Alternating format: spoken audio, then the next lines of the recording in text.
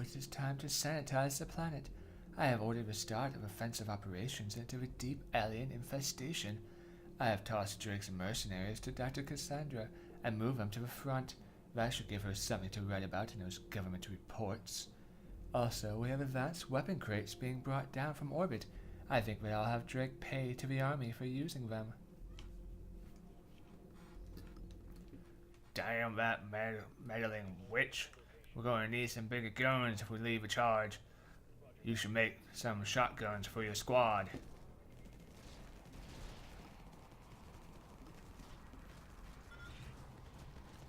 Now we've got the firepower to take out that first point. Let's roll, devils. Hello, everybody! I am Johnny, as always, with Tom by my side, as we bring to you live coverage of a battle-torn world of infested planet as we've come to know it. For this glorious battle, we pick back up with a young commander, SocioPsycho, as we engage into the front lines where more responsibility and greater tactical command must be taken. That's right, John. It's going to be vitally important for him not only to place the proper structures in the increase of tactical well-being for now he's on the front line, but also planning ahead is key and vital to survival. Let's move out and sweep the filth out of here. I'm gonna call in an airdrop with some more guns. Ooh, what do you think we'll get to see now that more weaponry is being placed in the battle? Well, if we look at the drop, it seems not only that 2 crates of ammunition, which will definitely go towards the well-being of slaughtering of these aliens, but also a medical drop pod. Now, these medical drop pods are very useful in the sense that they have a radius circle around them, and whoever they attach themselves to, they heal anybody in that entire area. It's like a little robot that follows by to be your friend. Which reminds us all that Medicorp is your friend and our sponsor today.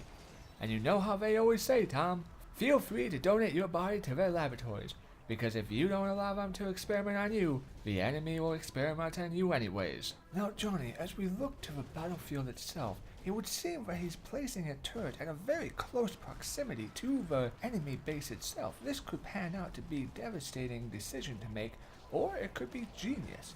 As the rest of his force moves out more to the north, we can only wait to see how this plays out. Now it is time to sanitize the planet. Oh, Tom, I don't know what that shriek down the back. Apparently the enemy has some secrets we're not aware of just yet. Indeed, John, indeed. I wonder how our young commander will handle this. And it is a curious twist, one we didn't expect, but if it means more bloodshed, then so be it. But back to the battle. Yes, of course, back to the battle. Its decision to place a turret down in the south could be a risky one indeed, placing it that close to the enemy structure as he gets out more troops and pushes up towards the north, making sure he's going to the far side and then sweeping over, not to end up getting sort of flanked by going straight up the middle. This was a good decision overall, and I believe that in the end, he just might be able to conquer both these areas with little resistance at all. Now, what do you have to say about that, Tom? Well, in truth, I'm more worried about the army that seems to be approaching from the south. Now, he has that turret there on the top that's going to take control of that, but the point, his troops are all up in the north, and that means his position in the south, because that turret did not hold, all his southern bases are in risk of being overwhelmed. What in the hell was that? Doc, you hearing this? The signal is coming from a deep cave, Drake. I'm streaming it to the science team. Well, it would seem, Tom, that the military forces are just as complex in the situation of this mysterious voice as we are, and as our viewer base. But that aside, it seems that something must be done in a hurry, otherwise he may lose that particular base in the south. Well, John, I think that base is good as gone. He's got his troops moving down there. He put a turret in the north, which is guarded by one extra guy. He's also pumped out some extra troops, and there you have it, folks. The location is gone, but he has two guys hitting it on a fresh hive that's just been recaptured, is soft and predictable to be able to be taken out, but if it grows into his strength, those two troops may not be able to do it, while the rest of his men are pushing into the south to try to get through that wall and try to stem the forces going against those two guys. The hive is down. This is good and fortunate, an improvement, as they just fired all of their capabilities just into the wall, the sheer wall, crystallized wall, pushing forward into the enemy. The north is holding, the battle has been regained, and here come the reinforcements to match back up, and we have it there, folks. It is a turnaround. Well said indeed. You know, Tom, that only leaves one base left. The enemy is dwindling here. I don't like this. Let's clean up and get back to base quickly. Only one base left. Victory is in our grasp as the forces push upwards to deal with the final crystallized structures and the last base. It is clear that victory will be won. He even places down a turret in the south, saying to the enemy, I don't need this to defeat you. The enemy is throwing all it can into him, but it just won't work. Won't you say that this is a good victory, Tom? Well, if I must be sincere and honest, I would say that this victory was probably as easy as your wife. But beyond that, I am excited to see what challenges lie to our great commander in days to come. Now, here's something to see. He is so bold, he pushes forward with his last troops to destroy those two towers before he's called out of there to the briefing room. Another victory proudly won. Guess what, Drake? You and the doctor are going to find the source of that mysterious signal and kill it. It's coming from somewhere deep, so you'll need to fight through several caves to get to it. You'll be out of radio range once you go far enough. Get ready, you are dropping in at 1700. Respectfully, I disagree with the conclusion that the unidentified signal is a cave radio echo. I urge the Directorate to consider that there is more to this planet than we first anticipated. The General is sending a strike team to locate and destroy the source of the original signal. Obviously, I find this course of action to be incredibly reckless. I recommend that the current mission be put on hold while the Science Division runs proper studies. Be careful and keep an eye on anything unusual out there. Well, Tom, it seems that the decision upon where our troops will head off to next has been made for us, as the forces move deeper and deeper into the cave system in attempts to try to get to this mysterious voice that's been ridiculing them. I understand what you're saying, Johnny. Getting rid of mysterious voices, it's like an average trip to my psychiatrist on Tuesday. But as we look at the battlefield, the enemy is already trying to push back as reinforcements has been called out onto the field, and they've already taken 1 point. So far, this is a good standing position, but it's only the beginning. Relax, Doc. Killing alien buggers is what we do best. This looks like an easy run for a change. Well, Tom, I will say this. Whenever you say something's going to be nice and easy, it has a sense of something's going to go wrong. Yes, I do understand. It may have been foolhardy for the troop leader to say such a thing, but we'll just have to wait and see if the mysterious creature that seems to be controlling these monsters have any surprises in store for our intrepid companions and stars to boot. Ah, indeed we shall, Tom, indeed we shall. They're already pushing forward and well into this first hive, which has just been destroyed. Blood and guts everywhere. It's beautiful. And speaking of blood and guts, don't forget to go to your local checkup at MeadowCorp. MeadowCorp, we care about you because you have organs. Now, Johnny, if we look back at he put down a turret there, which will help protect him against the Southern forces and the Northern forces should they arise. But his position of troops charging right in there, getting rid of all these towers is vitally important. But he's taking heavy casualties as reinforcements are coming back out at the nearest outpost. His forces are in a really tight position right here. He just does not have the firepower, it seems, to blast through this as fast as he needs, and because of that, he's taking some serious pain. Well, at least that turret, Tom, is doing its job. It's protecting against the southern invasion just like predicted. That placement was perfect. And we look at the whole map, we can see a southern quadrant and a northern quadrant and a good solid choke point in the north that if put in position, we will not have to worry about that anymore. Unusual changes. This is what we do best. Observe. Oh, Johnny, I have to ask. Did you hear that too, or was that in my head? No, Tom, I definitely heard that one as well. As the enemy is going so rampant and so destructive, they've morphed again to place down spore mines. Now these spore mines are the same as proximity mines that spawn all around the hives, and they do mass amounts of damage to anything that they touch. If our forces don't destroy those mines as they pop up and allow them to discharge, it could be detrimental to the entire force.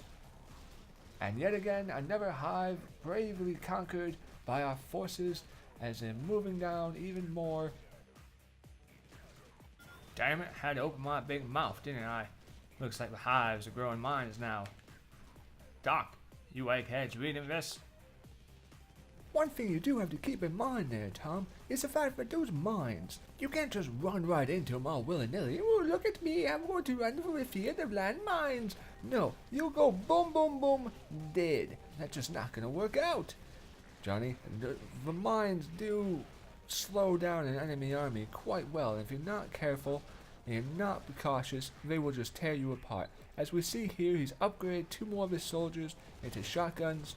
He's cleaning out the time. He's taking the needed necessary capabilities not to just rush right in, and he's not having an issue because of the carefulness. It adapts, yes. More changes. The voices are back. Not again. Tom, it's alright. I hear him too. Well, in that case, never mind then. So now the enemy, as we noticed, has morphed again as SocioPsycho has pushed forward to the north, recycling the old turrets and putting it right in that choke point that we pointed out earlier. He's pushing up harder, and the enemy's mutation was regenerability, the capability for the towers and aliens around the hive to regenerate health.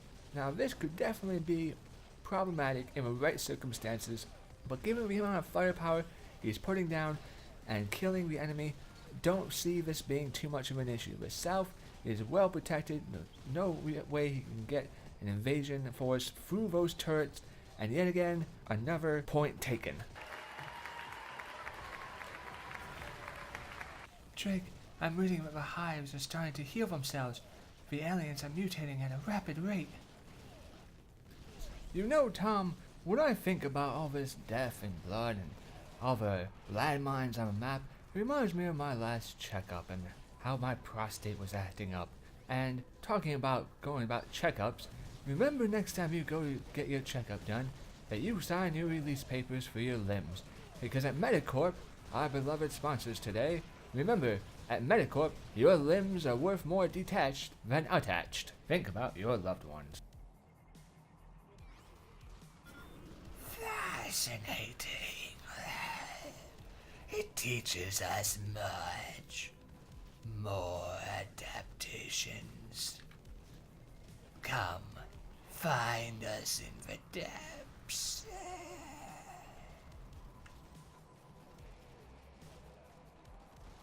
Well, I must say, it would seem that we do share some similarities with these creatures as humans go.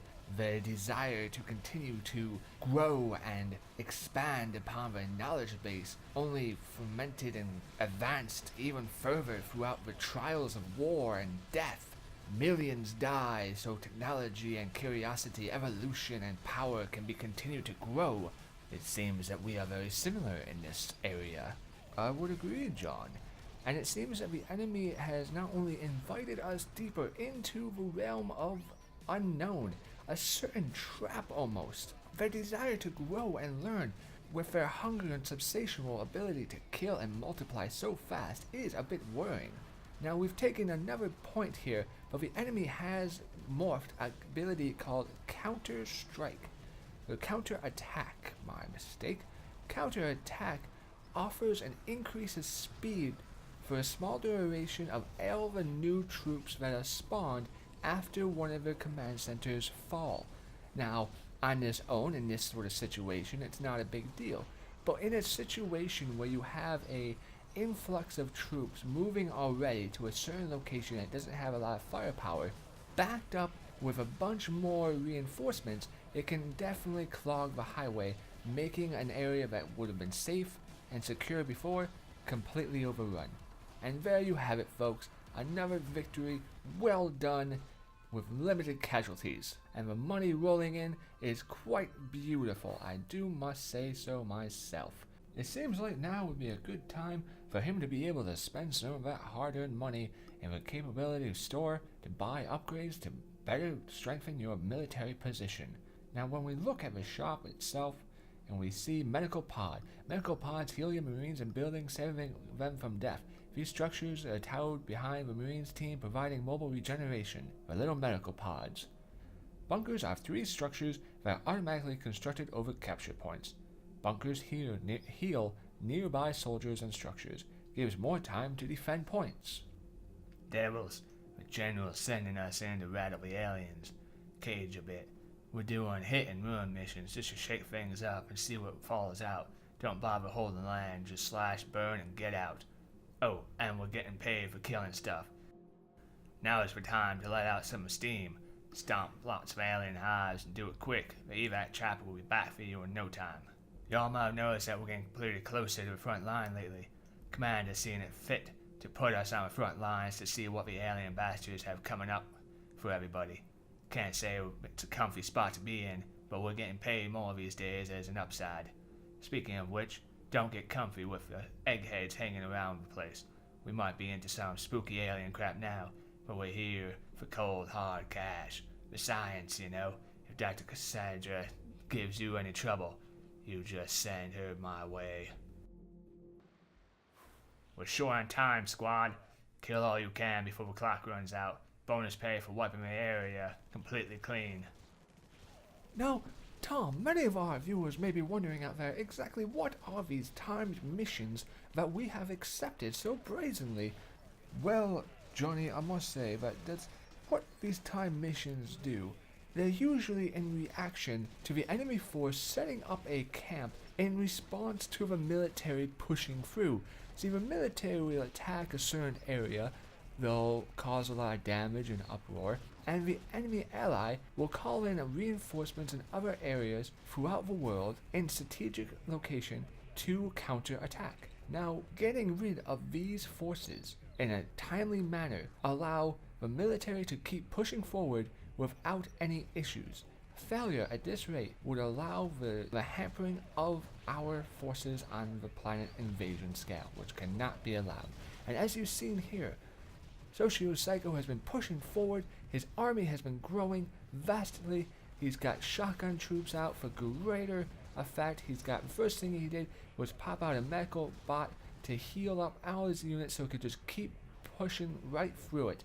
Then he upgraded everybody to a shotgun, upon which allowing so much more damage. And yet again, we have another point taken, and he's already having the enemy push back, increasing his time scope, making it harder for the enemy to get a foothold in this location, and bringing in even more reinforcements from the south and the west to just devastate this outpost.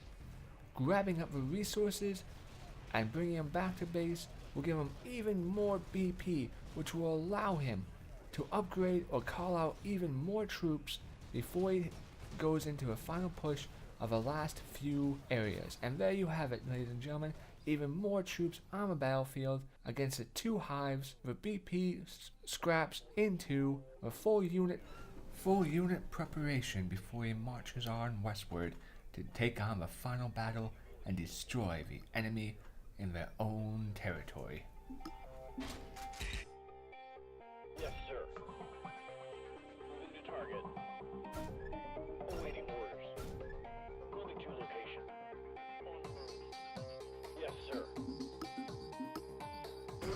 and it seems that he's made a decision to get out yet another medical bot, pushing forward and going for the south one.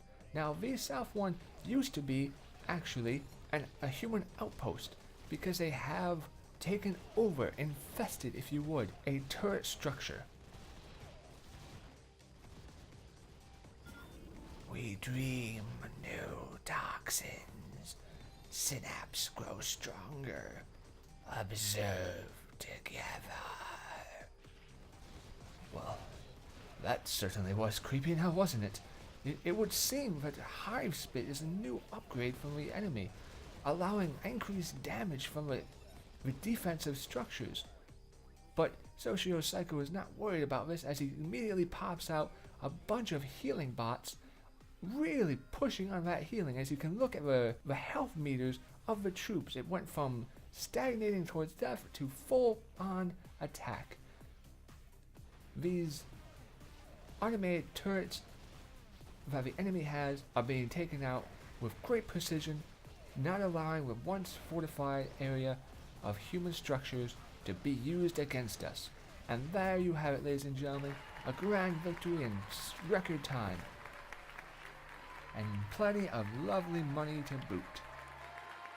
And there you have it, ladies and gentlemen, the battle is victorious for this episode. We hope to see you next time, as I have been John, and I have been Tom, and you have been watching Infested Planet. Stay tuned for more adventures.